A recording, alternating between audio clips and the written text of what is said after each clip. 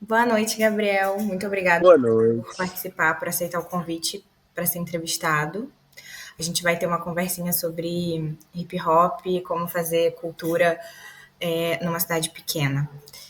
Eu queria começar perguntando se você lembra do primeiro passo de hip hop que você aprendeu na vida. Muito obrigado pelo convite. E sim, eu lembro, por incrível que pareça, eu tinha meus 4, 5 anos de idade numa apresentação de escola e foi o que a gente chama de three steps, ou contratempo, que são passos assim, bem básicos, até de outras danças além do hip hop. Mas eu lembro que esse foi o primeiro passo que eu aprendi na vida assim, de dança e depois, mais velho, eu tive contato com ele de novo. Eu lembrei dessa situação, então foi bem marcante para mim. Já que a gente está falando então disso, eu queria que você contasse um pouco da sua relação, como começou a sua relação com a dança e com o hip hop. Então, a minha relação com a dança ela veio da escola a partir de apresentações, né, que valiam pontos, de matérias específicas, feiras culturais. E essa primeira experiência, quando criança, eu dancei uma música do Usher. Foi bem marcante estar no palco ali, foi algo que eu amei, a energia, assim. Foi a primeira apresentação da minha vida. E eu lembro que dali em diante eu tinha um apreço pela dança, mas ela ficou sempre de canto, muito por conta de preconceito. E com o passar do tempo, eu fui cada vez mais pegando gosto pela dança de rua, pela cultura hip hop. Eu sempre ouvi as músicas, né? O rap, o trap, enfim, o hip hop em si. E aí, com o tempo passando, teve muita influência também do Michael Jackson, Chris Brown, Usher, artista no geral. Eu me deparei com um programa de televisão estadunidense, que é American Best Dance Crew, e eu achei aquilo fascinante. E eu falei, cara, eu quero fazer isso aí, eu acho isso muito legal, vou dar um jeito, vou correr atrás. E com o passar do tempo, fui cada vez mais me apaixonando e aproximando dessa cultura. Você é formado em educação física, né? Isso. Eu queria saber o que te motivou a seguir sendo professor de hip hop, mesmo sendo formado em educação física. Eu vejo a dança como algo intrínseco, sabe? Eu sinto que não existe Gabriel sem dança. Desde que a dança surgiu na minha vida, e não existe uma briga que ela perca, sabe? Não tem como existir a minha pessoa sem existir a dança. Então, eu acho que apesar de eu trabalhar com dança, eu não quero ficar nesse lugar de dependência pela dança. Então, por isso que eu tenho educação física, porque eu sou apaixonado pelo movimento no geral. Então, eu trabalho com movimento. Mas largar a dança e viver só de educação física nunca foi um plano, nem o contrário, porque eu acho que a dança ela tem que estar presente na minha vida como válvula de escape, como bem-estar e como uma possibilidade também de espalhar e compartilhar essa cultura para mais pessoas. Agora, trazendo um pouco para a questão da cidade pequena, né? Eu queria que você falasse o que você acha, quais são os maiores desafios de manter viva a cultura hip hop em uma cidade pequena, do interior, igual Cabo Frio. São vários fatores, é muito delicado. Já é uma cidade que não tem muitos eventos dessa cultura, não é uma cultura que ela passeia muito pelo campo aqui da cidade, então acaba se tornando muito difícil você fomentar uma cultura que é desconhecida por muitos. Sabe, tem muita gente que se você comentar sobre hip hop, sobre dança de rua no geral, ela vai te causar uma estranheza ou vai assimilar com algo completamente deturpado, tipo breakdance, que é, então você gira a cabeça no chão, faz acrobacias e tal. Então eu acho que essa questão de ser uma cultura desconhecida dificulta muito do artista conseguir fomentar e dar continuidade, porque você tem que explicar o que que é, você tem que gerar um interesse. Existem várias barreiras quando é algo novo, assim. Então, por ser uma dança que exige uma complexidade, uma coordenação motora também, eu acho que tem vários fatores que dificultam isso. Existe um leve preconceito, sim, que também atrapalha. Você propõe, né, treinos de hip hop em Cabo Frio. Uhum. Eu queria saber como a comunidade reage a esses treinos, esses eventos que você organiza. É sempre muito delicado. Eu sinto que existem pessoas, sim, que gostam muito, que estão ali comigo, mas, como eu falei na pergunta anterior, algo novo é uma barreira muito grande. Então, além de você explicar aquilo, você tem que mostrar à pessoa que ela pode gostar daquilo. Então, é muito delicado, ainda mais quando a gente fala sobre uma aula que ela é específica para treinar uma vertente, para trabalhar os fundamentos, tanto da dança quanto da cultura. Então, eu sinto que existe uma barreira muito grande da pessoa que vai buscar a aula também. mesmo que ela tenha um conhecimento, já tenha um apreço prévio, ela busca a aula de forma muito imediata. Como assim? Hoje em dia os jovens eles estão crescendo com a tecnologia muito forte, então essa recompensa muito rápida ela já é algo comum. E o público majoritário consumidor de hip hop é o público jovem hoje. É uma cultura nova, é uma cultura recente. Então é comum que o jovem seja o maior consumidor. E eu acho que o jovem hoje ele quer algo imediato. Então, algo que envolve fundamento, treinamento, coisas que geram lucro a longo prazo, não é muito bem visto. Hoje em dia as pessoas buscam muito mais o prazer a curto prazo, que geralmente é uma sequência coreográfica. Em qualquer estilo de dança, não apenas dentro do hip hop, ela gera muito mais fator recompensatório para a pessoa que está fazendo a aula. Então, ela vai preferir muito mais ir para esse caminho de coreografia do que para o caminho de treino, de fundamentos, de teoria, às vezes, da história. Então, assim, se torna um desafio bem grande. Sim. Fazendo essa comparação entre cidade pequena e cidade grande, você sente que existe uma diferença assim, em relação a como a cultura é vista, como é recebida?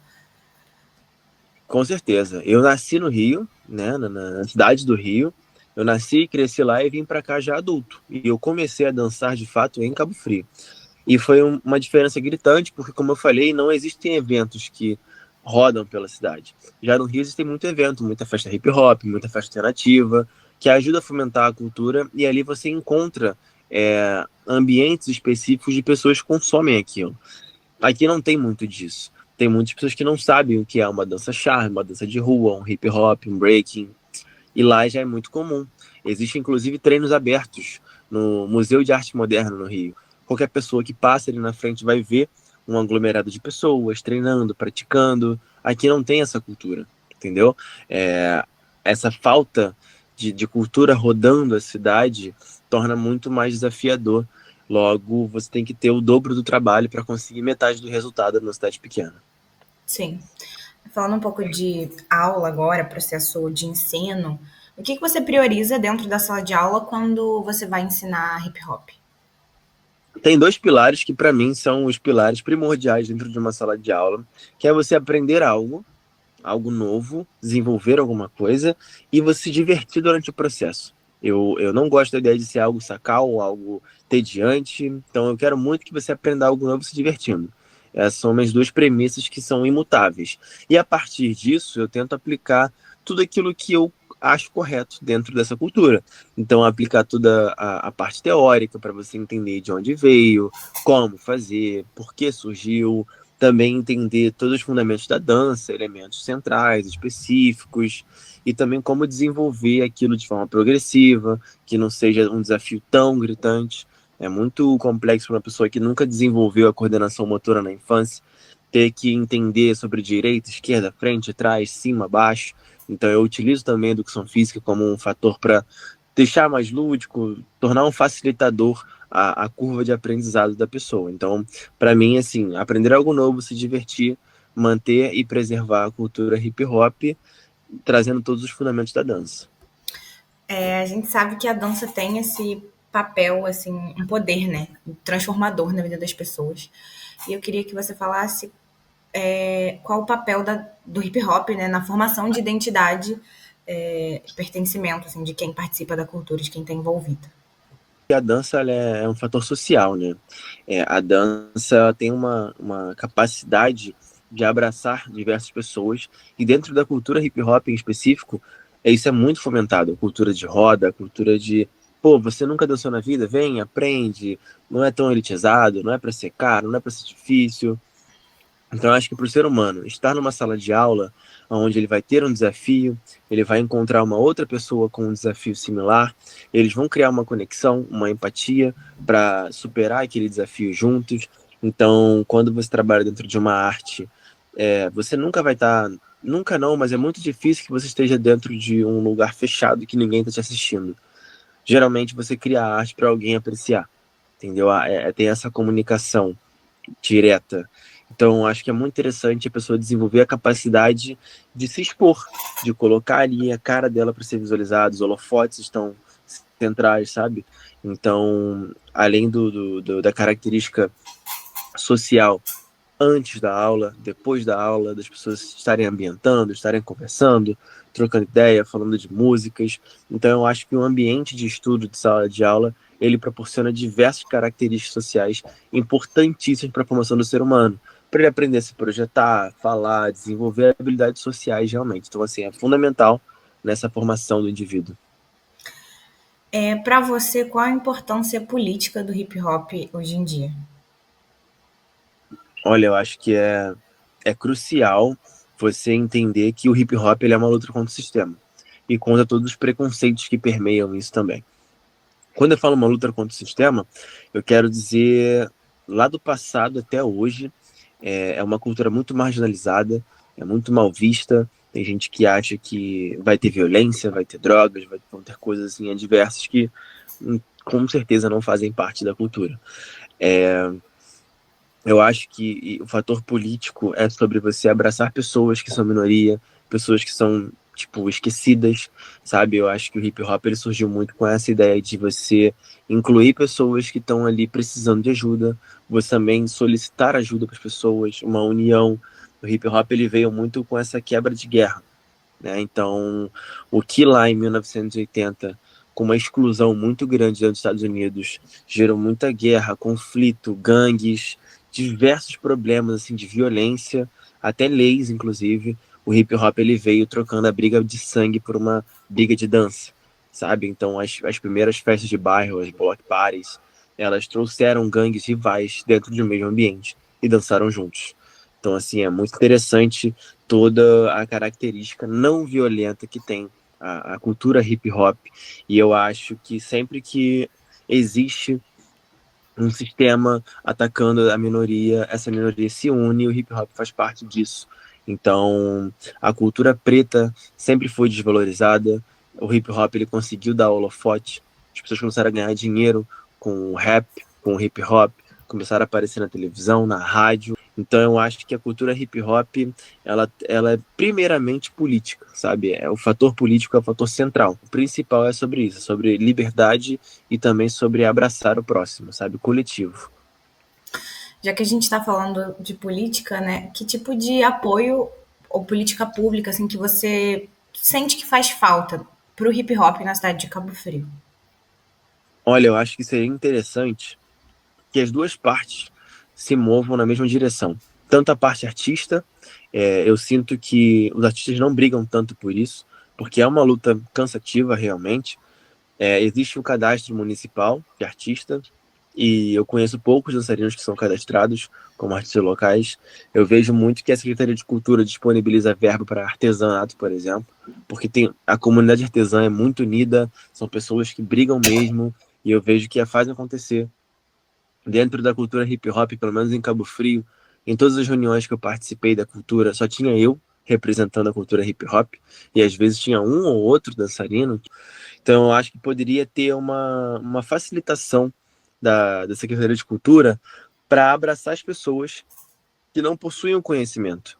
Eu, depois de 8 anos na dança, que eu comecei a ter conhecimento que eu poderia acessar áreas específicas, a uma verba por edital, ou então, às vezes, um documento como um ampor que me permite dar aula na rua, sabe? Então, durante muito tempo, eu ficava ali brigando, tentando às cegas achar uma solução, porque não tinha conhecimento. Então, eu acho que se existir do governo uma possibilidade de facilitar do artista acessar edital, o que ele pode fazer, todos os seus direitos, tudo assim, uma promoção daquele artista. Então, eu acho que uma facilitação da Secretaria de Cultura, do governo, do município, do estado, seria maravilhoso para facilitar a vida das duas pessoas, sabe? Porque quando o artista tem o conhecimento, ele facilita também a pessoa que está ali distribuindo verba para a cultura. Sim, eu tenho certeza que essa falta acaba impossibilitando, né, os artistas de realizarem os seus projetos. Eu queria saber se tem algum projeto que você ainda quer realizar, assim, que você tem muita vontade de realizar. Eu tenho um projeto que é um sonho meu, que é fazer baile de rua. E esses bailes de rua eles seriam completamente gratuitos, com o intuito de fomentar essa cultura. Eu acho que se a pessoa está passando por uma praça pública de Cabo Frio e ela reconhece que está tendo um evento E por mais que ela não conheça a cultura hip hop, ela vai ver um DJ, vai ver pessoas e vai entender que existe um movimento. Ela pode se interessar ou não, mas pelo menos ela está sabendo daquilo. Então a gente começa a quebrar a barreira do novo. O novo começa a tornar conhecido. Então o meu sonho de vida, assim, é criar um projeto onde eu consiga realizar os bailes de rua para que quem já consome e gosta dessa cultura poder se unir para curtir, para fomentar, para criar essa rede de apoio e para quem não conhece, nem poder conhecer, poder desbravar esse caminho novo e se divertir, entender o que acontece. Acho que seria muito interessante e estou suando aí esse ano para que esse projeto ganhe vida. Que conselho você daria para quem quer trabalhar com arte e cultura? Olha, o meu conselho principal é você entender que por mais que você ame muito fazer isso, por mais que seja arte, você precisa se profissionalizar. Eu acho que quando a gente começa na dança, e na arte no geral, mas dentro da minha realidade que é a dança, eu vejo que a pessoa começa por amor.